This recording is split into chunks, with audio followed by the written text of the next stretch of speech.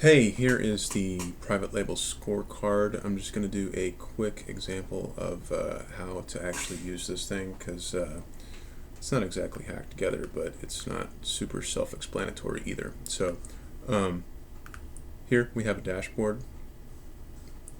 All of your data will populate into here, but you will have to follow a few steps to get it to properly populate.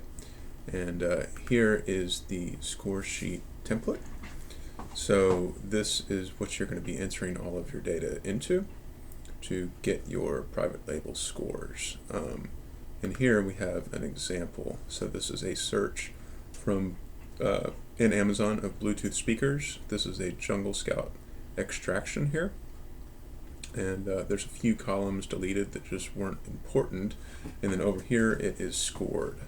So here I have a Jungle Scout extraction for the term shake weight. I know everybody's interested in private labeling these, and I was actually just joking around, but I was pretty surprised to see how well they sell and how few some of the or how few reviews some of them have.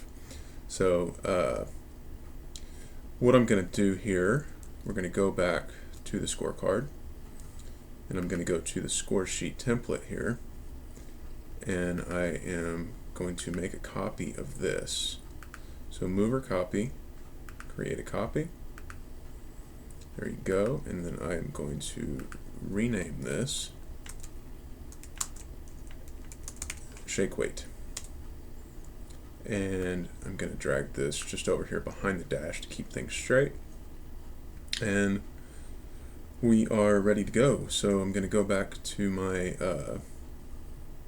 Jungle Scout extraction here. I'm going to delete a few columns that I don't want, and I have it set so that you need to delete these columns before you can cut and paste it into the main spreadsheet. So I don't need those. I'm going to delete the category. I don't really care.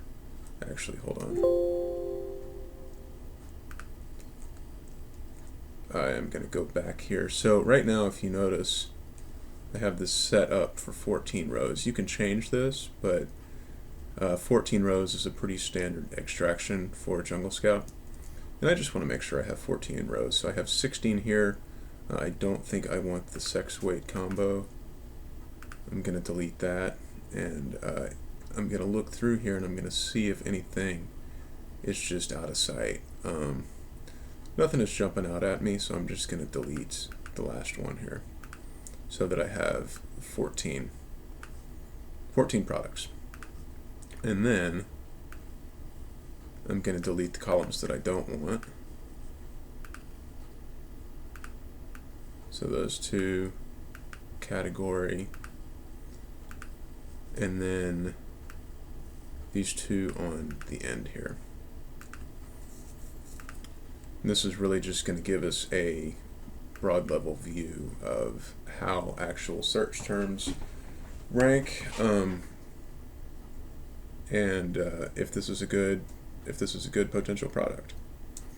So let's see, I'm going to cut and paste. I am going to not cut and paste the rank here, and I'm going to, so just basically just the data here. So copy,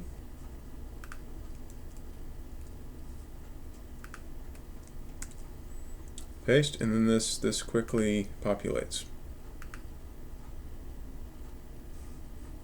Okay, and so what we have here, we have the average price of the item, the average rank, of which I will look at these and I'll usually take out any outliers, but this is kind of all over the board. I mean, we've got a rank, a BSR of 79, all the way up to 184,000, and the 184,000 is not necessarily an outlier because we've got other high rankings in here too, so I'm probably just going to leave this here.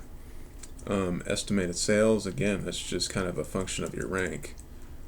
Revenue, I'm going to leave this alone. That's kind of a weird one, but I'm not too worried about what's going on here because this is just an example. But normally, you know, you'll see fairly consistent rankings, and then you might have one that is just ridiculously high. and that could be because that person is out of stock or it's a new seller or something like that. But we are not worried about the outliers. So here, average estimated sales, average estimated revenue, the average number of reviews.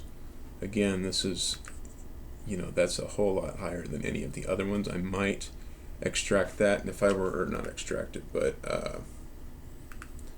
just remove it, and with brackets here, that'll leave your data, but it just won't count it. So you can do that. And then you've got your ratings here, your seller, and this cell is a percentage of the Amazon, or how often Amazon shows up in as the seller. So I want that to be below 1/3. You'll see that over here is one of the rankings. So I'm not going to run through here. I'm not going to actually analyze each one of these, but you can, it's pretty easy to do this. So you just have to read through, figure out if something is working for you, figure out if the answer is a yes or no. Yes is positive, no is negative. If it's a yes here, it counts and contributes to the score. If it's a no, it doesn't. And then, go back over here to the dash. And what we have is we need to make a copy of this, drag it down. I'm going to rename this shake weight. I'm going to insert a link to that tab. And then here's the tricky Excel hack that I'm sure there's probably an easier way to do. If you show it all, these cells are all referencing the wrong tab. So the easy way to fix that is just to find and replace. So I'm going to find and replace the private label product 1 example. So I want to find that.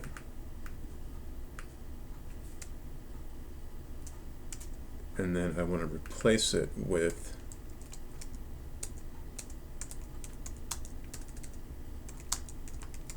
shake weight, and this has to be in single quotes, just written exactly like that. So then I'm going to replace each one of these, close it,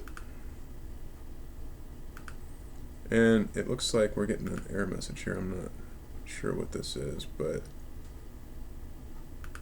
I'm going to be pretty certain that this is working out okay. So we had if you notice, we had a rank of 21, so 21, average price $17.35. These numbers are all adding up. It's a bit of a fluke that actually, I guess that one didn't actually change there. So I'm just going to cut and paste.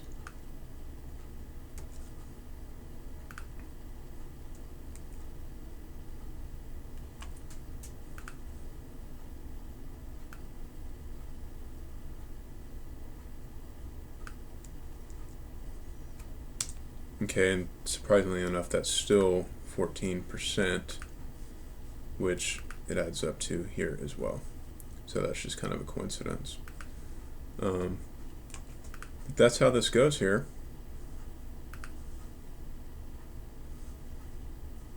And that is how you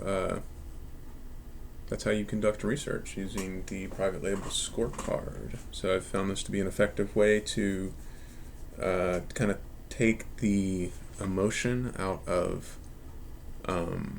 products, out of product selection. You can, you end up with a score here. You can make decisions based on that score, and quickly eliminate things and find things that you might not have really given a whole lot of thought to. So it's also helpful. You can rank these largest to smallest, and that gives you all the data you need. So anyway, till next time, if you guys have any questions, let me know. I'm happy to answer questions.